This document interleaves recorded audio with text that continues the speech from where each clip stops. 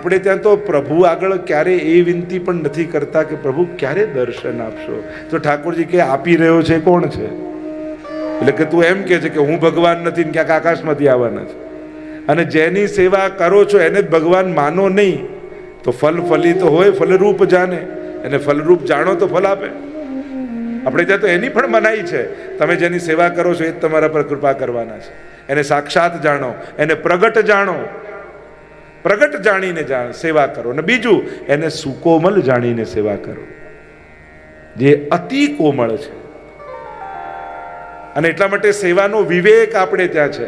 કઈ રીતે મંગળા કરાવાય, કઈ રીતે પોડાવાય, કઈ રીતે જગાવાય, કઈ રીતે ભોગ ધરાય, કઈ રીતે શૃંગાર કરાવાય, સ્નાન કર, આ બધાનો વિવેક છે.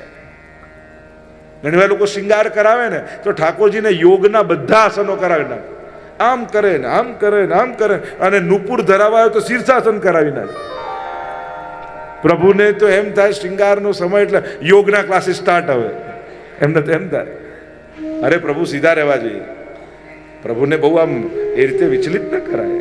શૃંગાર ધરાવાતા આપણને આવડવું જોઈએ. કઈ રીતે પ્રભુને પધરાવાય. ઘણા તો આમ ડોકથી પકડીને આપે, મારા લાલન આ કોઈ ખીલોનો છે ડોકથી પકડીને આપે.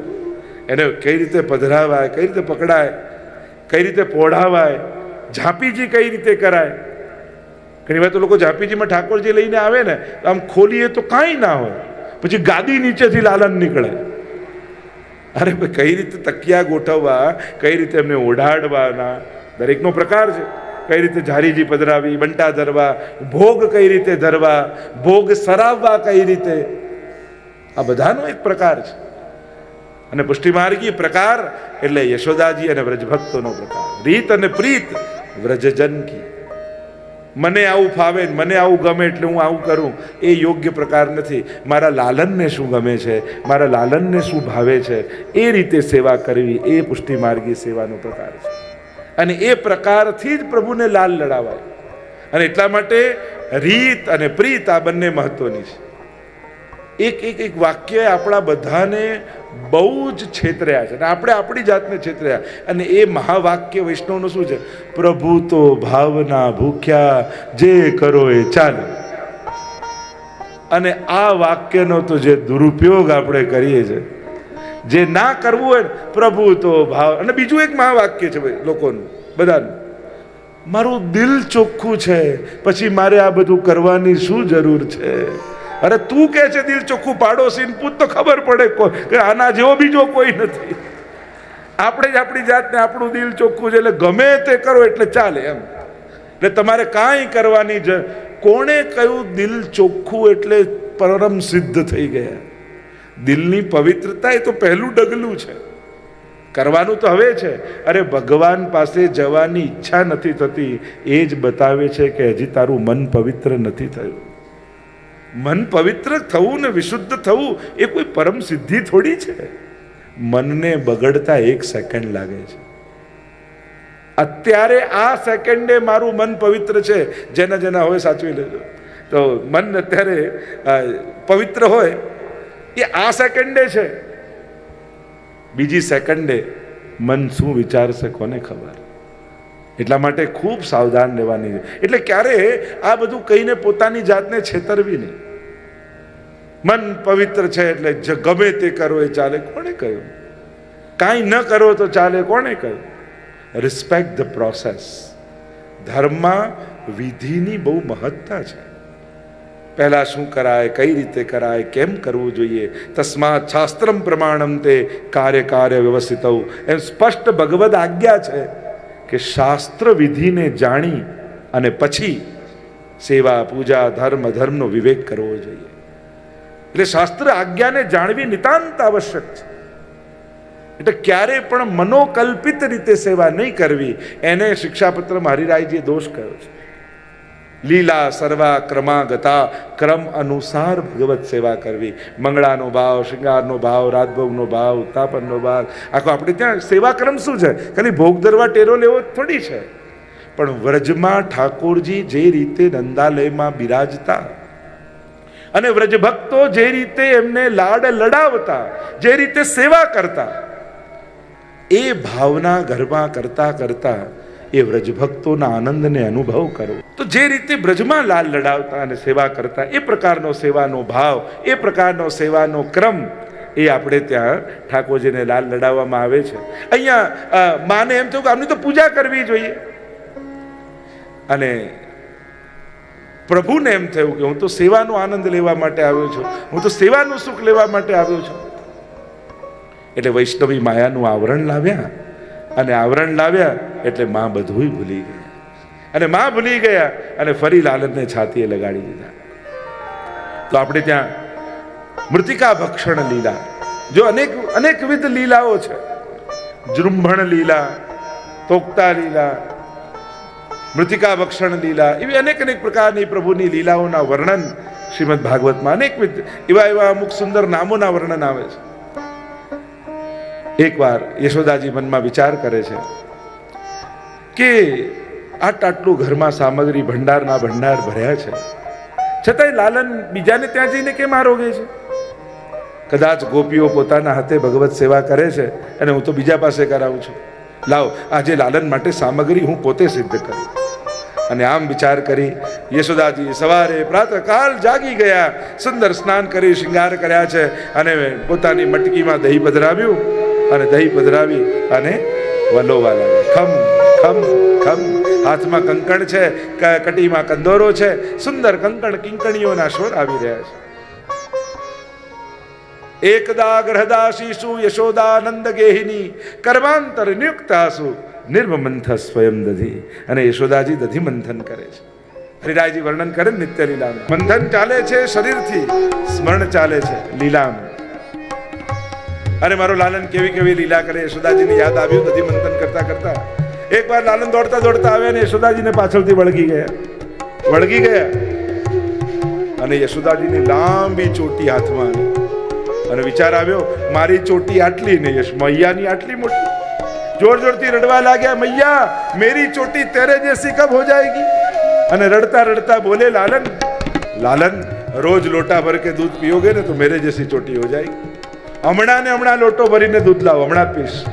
અને લોટો ભરીને દૂધ લાવ્યા, 2 ઘૂંટડા પીધા પછી એમ થયું કે આ વધે છે કે નહીં ખબર કેમ પડે. સામે અરીસો રાખો, દર્પણ મંગાવ્યું, સામે દર્પણ આરસી રાખી અને ઠાકોરજી એક ઘૂંટ દૂધ પીએ, ચોટી ઊંચી કરીને જુએ, પાછો એક ઘૂંટ પીએ, પાછી ચોટી ઊંચી કરીને જુએ. આખો લોટો ખતમ થઈ ગયો અને ચોટી આટલી ને આટલી રહી. અને જોર જોરથી રડવા લાગ્યા, મૈયા ચોટી તો બઢી ના હૈ.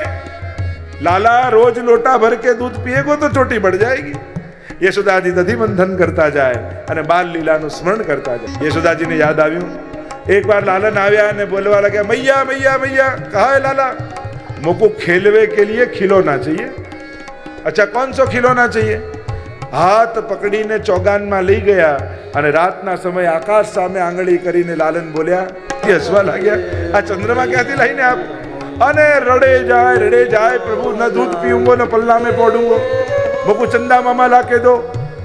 અવાજ સાંભળીને રોહિણીજી દોડીને આવે. શું થયું યશોદા? આ લાલન કેમ રડે છે? જોને કેવી જીત પકડીને બેઠો છે, અને તો ચંદ્રમા રમવા માટે જોઈએ. હવે હું ક્યાંથી લાવીને આપું? હું લાવી આપીશ. સોનાની પરાતમાં જળ ભર્યું, લાલનને લઈ ગયા છત ઉપર, અને છત ઉપર પરાત મૂકી એટલે ચંદ્રમાનું પ્રતિબિંબ પડ્યું. જળમાં પ્રતિબિંબ આવ્યું અને લાલનને બોલાવ્યો, જો લાલન અહીંયા આવો, જો આ રહ્યા ચંદામામાં, રમો આની જોડે. અને લાલન આમ પકડવા જાય તો આમ જતા રહે, આમ પકડવા જાય તો આમ જતા રહે, આમ પકડવા જાય તો આમ જતા રહે. અડધો કલાક કર્યું, લાલન થાકી ગયા અને દૂધ પીને પોડી ગયા. યશોદાજી દંધી મંથન કરતા જાય અને બાલ લીલાનું સ્મરણ કરતા. યશોદાજીને યાદ આવ્યું, મારો લાલન કેવી સુંદર લીલાઓ કરે. એકવાર કોઈનું આણું થતું હતું, આગળ વર ને પાછળ એની દુલ્હન.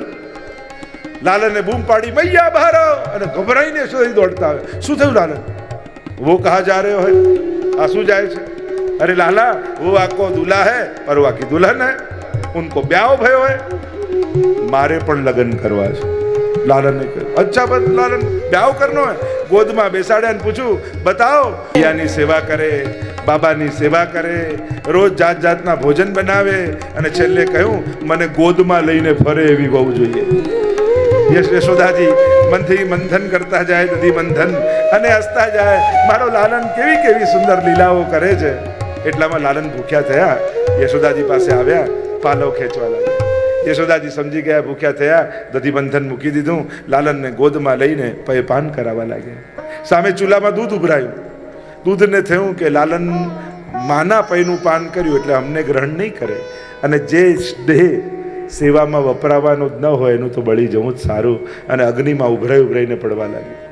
યશોદાજીને થયું, અરે લાલનની પ્રિય ગાયનું દૂધ છે અને લાલન માંગશે તો હું શું આપીશ, એટલે લાલનને મૂક્યા નીચે અને દોડ્યા દૂધ બચાવવા. લાલનને થયું કે ધર્મી ગોદમાં છે ને ધર્મ બચાવવા દોડે છે. ગમ્યું નહીં પ્રભુને. ગયા તોશાખાનામાં ભંડારમાં દહીં દૂધ બધા વિખેરી દીધા, માકડાઓને ખવડાવ્યા, ઢોળી દીધા, અને જ્યાં યશોદાજીએ જોયું લાલન આવો ઉદંડી થઈ ગયો. વ્રજવાસીઓ મને કહેતા હતા, હું માનતી નહોતી, આજે તો મારી આંખે મેં જોયું છે, આજે એને નહીં છોડું. હાથમાં લીધી લાકડીને આગળ લાલનને દોડે અને પાછળ યશોદાજી. ઊભો રે કરતા કરતા યશોદાજી પાછળ દોડે છે. થાક્યા યશોદાજી બેસી ગયા, અને નિસ્સાધનતા તો સાધન છે ને, ઠાકોરજી હાથમાં પકડાઈ ગયા. આજે તો તને બાંધીશ. ખાંડણીયું પડ્યું હતું, એની જોડે લાલનને બાંધવા જાય, પણ જેટલું બાંધવા જાય તો દોરડું 2 આંગળ નાનું પડે. અહમતા ને મમતા જ્યાં સુધી હોય એ તો 2 આંગળ છે, ત્યાં સુધી પ્રભુ થોડી બંધાય. રજોગુણ અને તમોગુણ હોય પ્રભુ બંધાતા નથી. પણ જોયું કે ગોપીઓ સાધન આપે છે, અને ગોપીઓ આપે તો મારે બંધાવવું પડે, અને એટલે ઠાકોરજી બંધાયા. પણ પ્રભુનું તો બંધાવવું પણ કોઈને મુક્ત કરવા માટે હોય છે.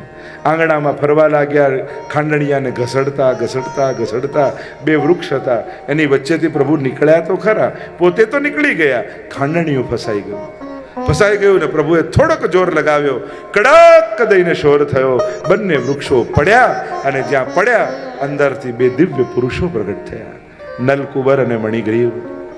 પ્રભુની સ્તુતિ કરી છે. વાણી ગુણાનું કથને શ્રવણૌ કથાયામ હસ્તૌ ચ કર્મસુ વનસ્તવ પાદયોર્ન. શ્રાપ લાગ્યો હતો, જડ થયા તો જડ વૃક્ષ થઈને તમે પડો, અને જ્યારે આ વાત કરી ત્યારે બંને વૃક્ષો બન્યા. ક્ષમા માંગી ત્યારે કહ્યું કે નંદાલયના વૃક્ષો થયા, અને નંદાલયના વૃક્ષ બન્યા. પ્રભુએ એમનો ઉદ્ધાર કર્યો છે.